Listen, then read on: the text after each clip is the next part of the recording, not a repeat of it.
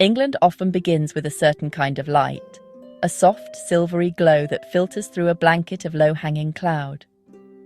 One moment, you might be peering through a fine drizzle that seems to have settled in for the afternoon, and then the next, a sudden brilliant shaft of sunlight breaks through, illuminating a rolling green hill or the ancient stones of a village church. This is the essence of England, a land of quiet surprises and shifting moods. It is a place where history isn't confined to museums, but is etched into the very landscape, whispering from the walls of crumbling castles and winding along the cobbled streets of forgotten market towns. It's a country that can feel both immensely old and startlingly new, all within the space of a single day. There is a palpable sense of mystery that hangs in the English air, a feeling that you are walking through layers upon layers of stories. Imagine standing on a lonely moor, the wind whipping at your coat, and knowing that people have stood on this very spot for thousands of years, gazing at the same dramatic sky. This island has been home to Romans, Vikings, and Normans, each leaving their indelible mark. Their presence lingers in place names, in the ruins of their fortifications, and in the folklore that still colours local life. It's this deep, resonant history that gives England its unique character, a sense of depth that invites you to slow down, to look closer, and to wonder about the lives lived before your own. This is not a land of grand dramatic gestures, but of subtle, understated beauty.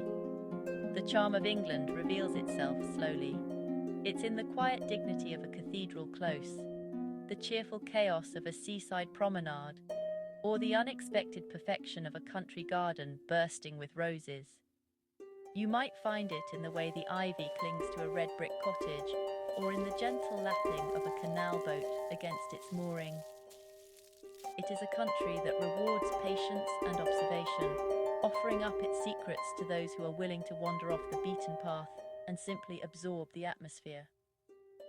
The ever-changing weather is a constant companion on this journey, a reminder that nothing here stays the same for long. So, consider this your formal invitation.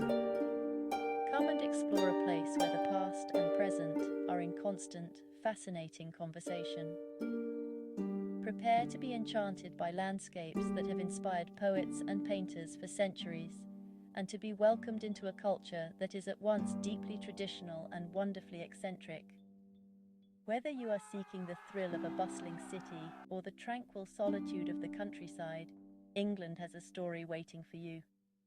It's a story told in stone and soil, in the taste of a proper pint of ale, and in the warm greeting of a stranger in a village pub.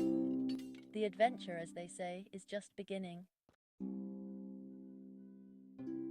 Before we wander any further down these winding English lanes, it's terribly important to get our geography straight. A task that can sometimes feel as tricky as navigating London's underground during rush hour. You see, when people talk about England, they are often thinking of the entire island, but it's a bit more complicated than that. England is just one part, albeit the largest and most populous part, of a bigger family of nations called the United Kingdom.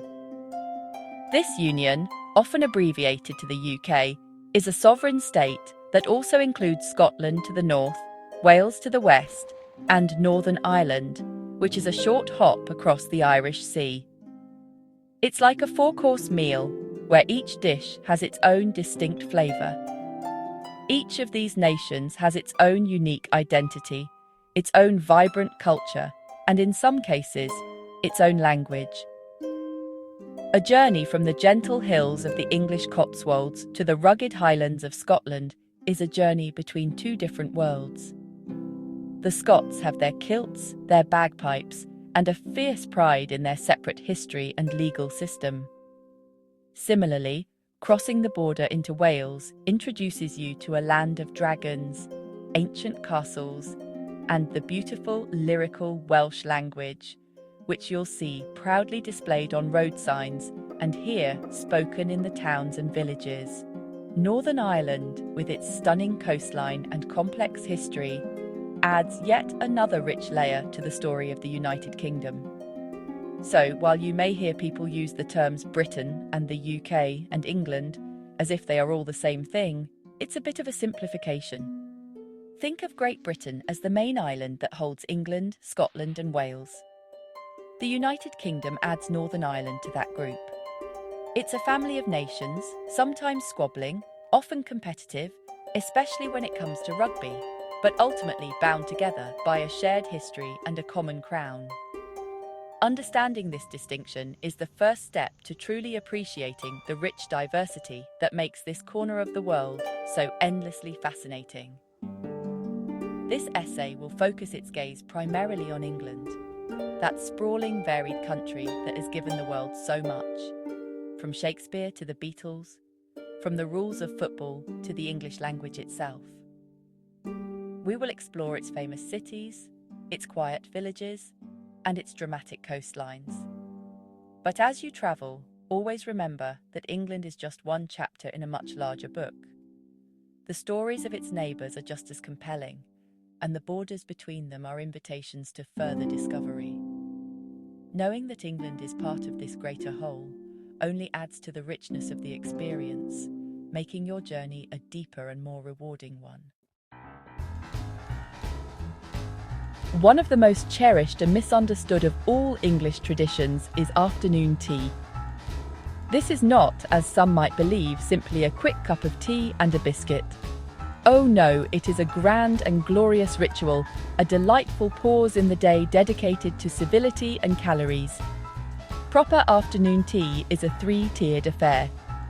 The bottom plate holds delicate, crustless finger sandwiches, filled with things like cucumber, smoked salmon, or egg and cress.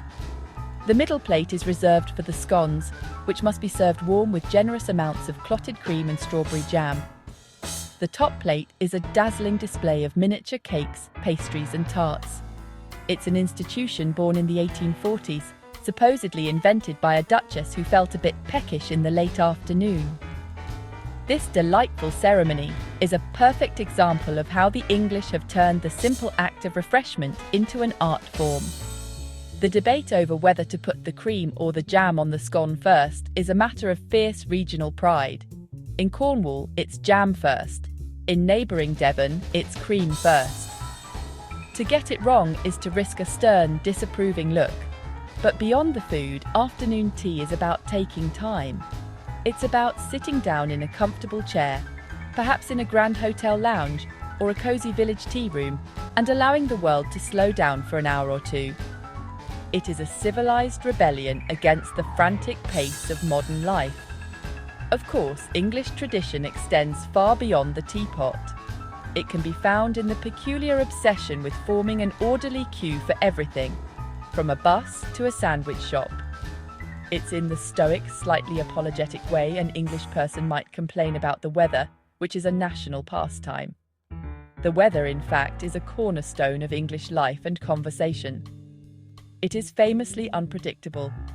A day can begin with glorious sunshine, descend into a torrential downpour by lunchtime, and finish with a windy but clear evening. This constant meteorological uncertainty has shaped the national character, fostering a resilient, mustn't-grumble attitude, and ensuring that everyone owns at least one sensible waterproof coat. These traditions, from the grand to the mundane, are the threads that weave the fabric of English society. They provide a sense of comfort and continuity in a rapidly changing world. You see it in the annual absurdity of the cheese rolling festival in Gloucestershire, or the quiet dedication of a local cricket match on a Sunday afternoon. These are the rhythms of English life, the shared experiences that connect people to their past and to one another. To partake in them, whether by enjoying a scone or standing patiently in a line, is to get a small but authentic taste of what it means to be in England. London is a city that wears its history on its sleeve, yet it never feels like a museum piece. It is a sprawling, energetic metropolis that is constantly changing, building, and reimagining itself. Some of its most iconic symbols are wonderfully, reassuringly old-fashioned.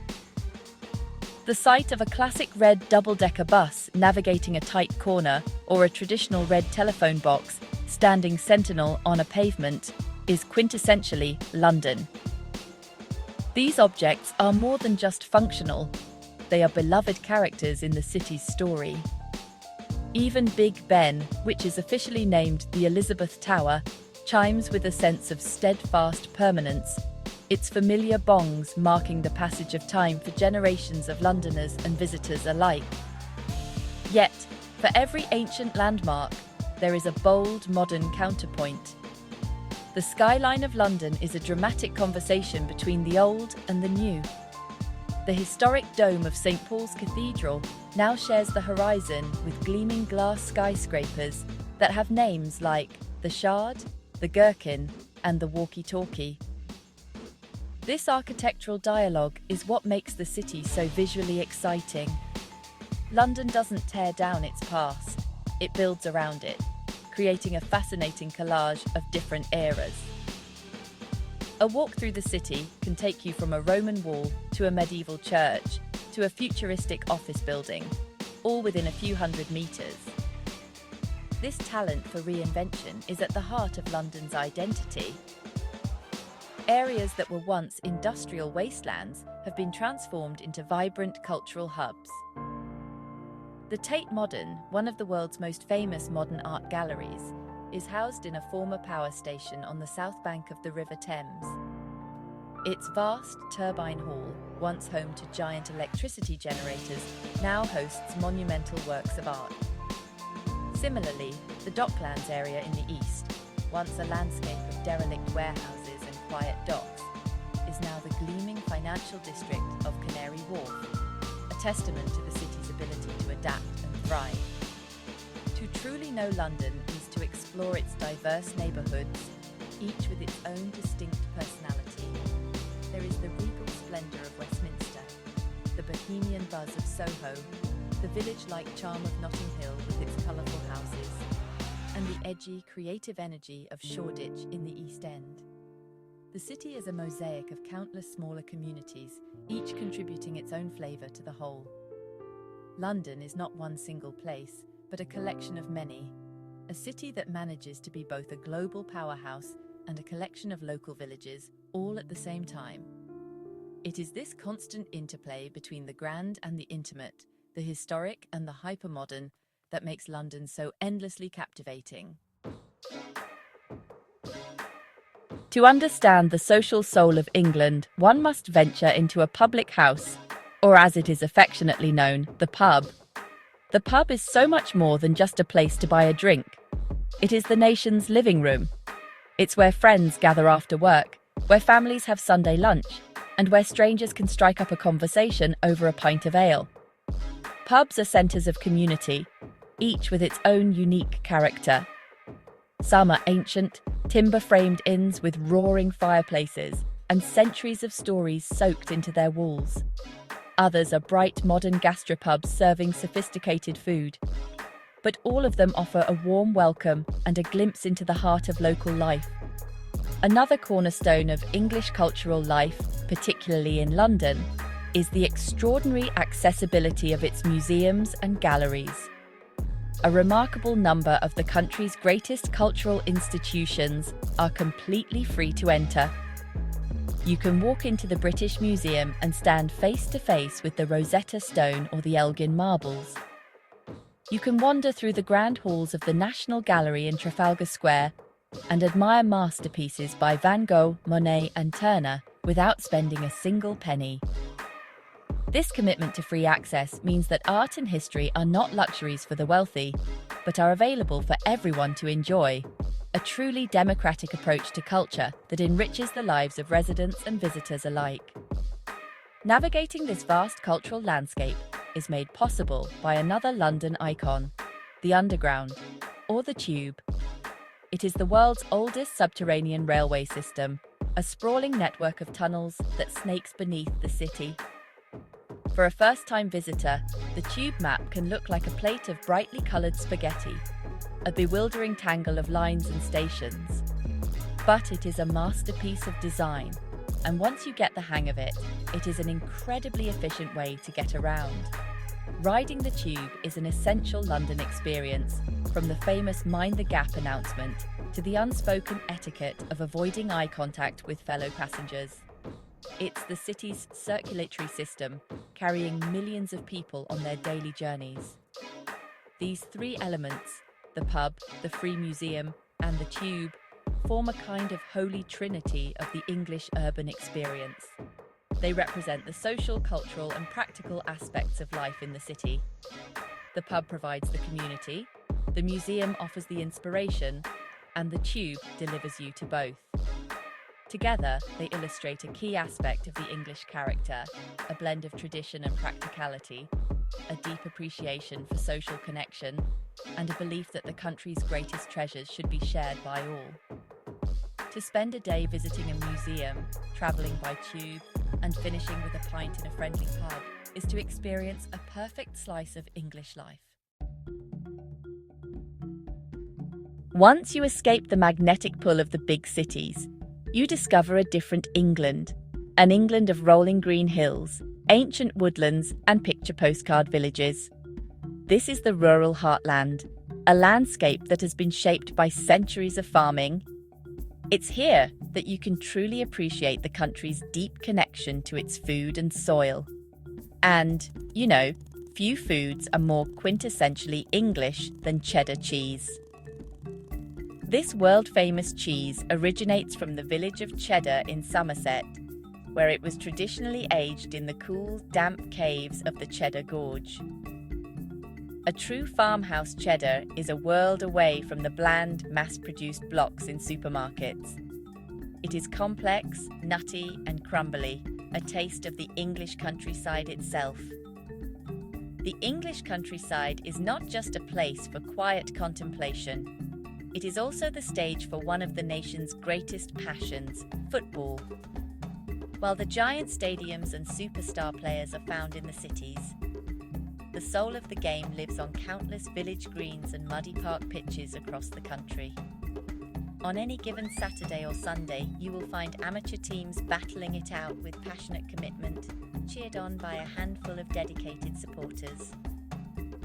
The modern game of football was codified here in the 19th century, and its simple rules, kick a ball into a net, have conquered the world. But to see it played at its most basic, grassroots level is to understand its deep cultural importance. This love of sport is a fundamental part of the rural identity. Beyond football, there is the gentle, strategic game of cricket, played on village greens throughout the summer months, a spectacle of white uniforms and the gentle sound of leather on willow. There is also the thundering excitement of horse racing, with famous courses like Ascot and Cheltenham drawing huge crowds. These sporting events are social occasions, excuses for communities to come together, to share in the thrill of competition, and to enjoy a day out in the fresh air. They are as much a part of the countryside calendar as the harvest festival or the village fete. Exploring rural England is a journey of the senses. It's the taste of freshly picked strawberries from a roadside farm, the smell of rain on a country lane, the sound of sheep bleating on a hillside, and the sight of a magnificent sunset over a patchwork of fields. It's a world where life moves at a slower pace, governed by the changing seasons rather than the ticking clock. It's here, amongst the hedgerows and dry stone walls, that you can find a sense of peace and permanence, a connection to a simpler, more grounded way of life that has endured for generations. This is the England that provides the perfect tranquil counterpoint to the energy of its cities. A trip to the city of Oxford is like stepping into a living, breathing history book. For over 800 years, it has been a world-renowned centre of learning, its skyline famously described as a collection of dreaming spires. The University of Oxford is not a single campus, but is made up of 39 individual colleges, each with its own stunning architecture, hidden courtyards, and beautiful gardens. Walking through these hallowed grounds, you are following in the footsteps of prime ministers, poets, and Nobel Prize winners. The Bodleian Library, one of the oldest libraries in Europe, is a magnificent treasure trove of knowledge, housing millions of books, including priceless ancient manuscripts. Oxford is a city that radiates intellect and tradition. Yet, Oxford is far from being stuck in the past. Alongside its ancient colleges, it is a hub of modern innovation and scientific research. The city buzzes with a youthful energy thanks to its large student population. You can feel this vibrancy in its bustling pubs, its quirky bookshops, and along the banks of its two rivers, the Cherwell and the Thames, known as the Isis here, where students enjoy the timeless tradition of punting. This blend of old and new is what makes Oxford so compelling. It is a place that deeply respects its heritage while constantly looking towards the future, a city of both ancient stone and cutting-edge ideas. Further to the west lies the city of Bath, another jewel of English heritage, but with a different story to tell. Its origins stretch back to Roman times, when settlers discovered the country's only natural hot springs and built a magnificent complex of baths and temples around them. The remarkably preserved Roman baths are the city's heart, a window into a world of sophisticated engineering and social ritual from almost 2,000 years ago. You can walk on the original Roman pavements, see the steaming, green-hued water of the Great Bath, and imagine the lives of the people who came here to bathe, worship, and socialise.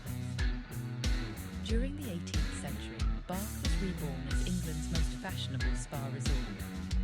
This era gifted the city its stunning Georgian architecture, a harmonious landscape of elegant crescents, terraces and squares built from honey-coloured bath stone. The most famous of these is the Royal Crescent, a spectacular sweep of 30 terraced houses that overlooks a pristine lawn.